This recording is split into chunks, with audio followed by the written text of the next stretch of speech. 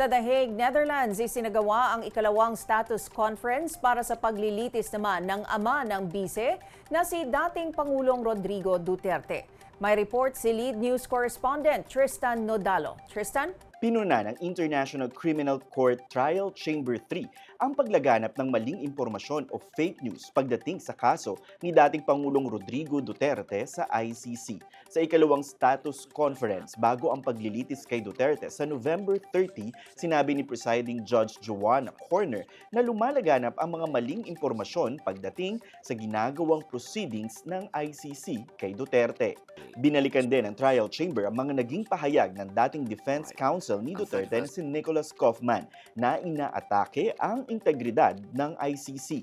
Sa huli, muling binalaan ng trial chamber ang lahat ng mga abogado sa Duterte case, mapa-defense, prosecution o sa mga biktima pagdating sa pagbibigay ng mga pahayag sa labas ng korte. The appropriate forum for counsel to raise matters is in the courtroom. Trials are not conducted by the court of public opinion, but by this court during the course of the proceedings. Samantala, wala pang isang oras tumagal ang status conference para kay Duterte at sinabi ni Presiding Judge Corner na sa September 7 ay inaasahan nilang magpapakita na ang dating Pangulo. Matatandaang nagdesisyon si Duterte na hindi dumalo sa pagdinig sa ikalawang pagkakataon.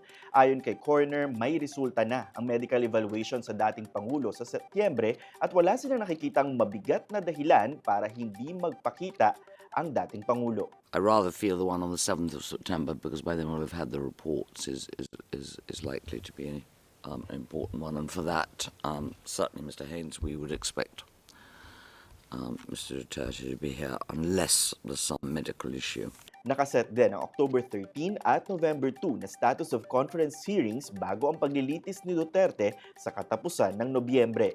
Sa panig naman ng prosekusyon, humiling sila ng isang linggong palugit para sa paghahain ng kanilang observation sa magiging resulta ng expert report sa medical condition ng dating Pangulo. Ayon sa prosekusyon, sabay-sabay kasi ang magiging deadline sa paghahain ng pre-trial briefs, listahan ng mga ebidensya at testigo. Matatandaang noong nakaraang taon, idineklarang fit to stand trial ang dating Pangulo ng ICC Independent Medical Experts sa kabila ng mga pahayag ng defense team na nakararanas ang dating Pangulo ng cognitive decline. Sa oras na humarap o sumalang si Duterte sa isang paglilitis, siya ang magiging kauna-unahang Asian leader na haharap sa Crimes Against Humanity trial sa ICC. Balik sa'yo. Maraming salamat, Tristan Nodalo.